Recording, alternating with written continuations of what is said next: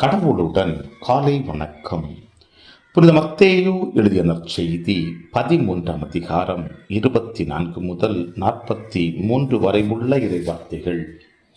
அக்காலத்தில் இயேசு மக்கள் கூட்டத்திற்கு எடுத்துரைத்த வேறு ஓர் உவமை விண்ணரசை பின்வரும் நிகழ்ச்சிக்கு ஒப்பிடலாம். ஒருவர் தம் வயலில் நல்ல விதைகளை விதைத்தார். அவருடைய ஆட்கள் தூங்கும் போது அவருடைய பகைவன் வந்து கோதுமைகளுக்கிடையே களைகளை விதைத்துவிட்டு போய்விட்டான். பயிர் வளர்ந்து கதிர்விட்ட போது களைகளும் காணப்பட்டன. நிலக்கிழாருடைய பணியாளர்கள் அவரிடம் வந்து, ஐயா, நீர் உமது வயலில் நல்ல விதைகளை அல்லவா விதைத்தீர், அதில் களைகள் காணப்படுவது எப்படி என்று கேட்டார்கள். அதற்கு அவர், இது பகைவனுடைய வேலை என்றார். உடனே பணியாளர்கள் அவரிடம், நாங்கள் போய் அவற்றை பறித்து கொண்டு வரலாமா, உன் விருப்பம் என்ன என்று கேட்டார்கள். அவர், வேண்டாம், களைகளை பறிக்கும் போது அவற்றோடு சேர்ந்து கோதுமைகளையும் நீங்கள் பிடுங்கிவிடக்கூடும். அறுவடை வரை இரண்டையும் வளர விடுங்கள். அறுவடை நேரத்தில் அறுவடை செய்வோரிடம் முதலில் களைகளை பறித்து கொண்டு வந்து எரிப்பதற்கென கட்டுகளாக கட்டுங்கள். கோதுமையோ என் களஞ்சியத்தில் சேர்த்து வையுங்கள் என்று கூறுவேன் என்றார். இயேசு அவர்களுக்கு எடுத்துரைத்த வேறு ஓர் உவமை, ஒருவர் கடுகு விதையை எடுத்து தம் வயலில் விதைத்தார். அவ்விதை எல்லா விதைகளையும் விட சிறியது. ஆனாலும் அது வளரும் போது மற்றெல்லா செடிகளையும் விட பெரியதாகும். வானத்து பறவைகள் அதன் கிளைகளில் வந்து தங்கும் அளவுக்கு பெரிய மரமாகும். விண்ணரசு இக்கடுகு விதைக்கு ஒப்பாகும்.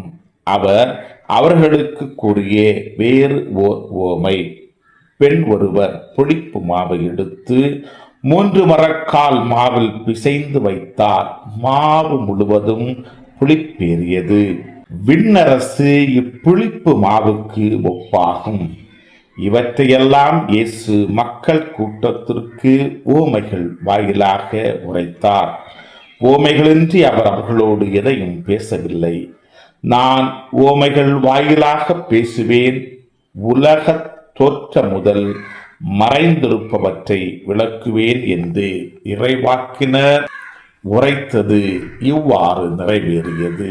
அதன் பின்பு இயேசு மக்கள் கூட்டத்தினரை அனுப்பிவிட்டு வீட்டிற்குள் வந்தார். அப்போது அவருடைய சீடர்கள் அவர் அருகே வந்து, வயலில் தோன்றிய களைகள் பற்றிய உவமையை எங்களுக்கு விளக்கி கூறும் என்றனர். அதற்கு அவர் பின்வருமாறு கூறினார். நல்ல விதைகளை விதைப்பவர் மானிட மகன். வயல் இவ்வுலகம். நல்ல விதைகள் கடவுளின் ஆட்சிக்குட்பட்ட மக்கள். களைகள் தீயோனை சேர்ந்தவர்கள்.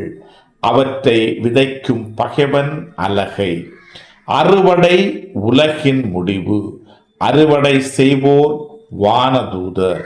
எவ்வாறு களைகளை பறித்து தீக்கிரையாக்குவார்களோ அவ்வாறே உலக முடிவிலும் நடக்கும். மானிட மகன் தம் வானதூதரை அனுப்புவார். அவர்கள் அவருடைய ஆட்சிக்கு தடையாக உள்ள அனைவரையும் நெறிகட்டோரையும் ஒன்று சேர்ப்பார்கள். பின் அவர்களை தீச்சூளைகளில் தள்ளுவார்கள். அங்கே அழுகையும் அங்கலாய்ப்பும் இருக்கும்.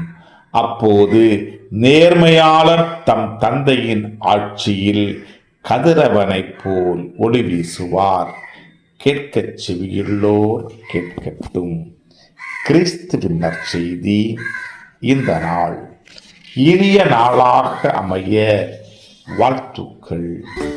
பல பல பல புதுமைகள், பெருமைகள், இனிமைகள் இறங்கிய நல்ல நாள், ஒரு நல்ல நாள், நம் தேவன் தந்த நாள். இது நல்ல நாள், ஒரு நல்ல நாள், நம் தேவன்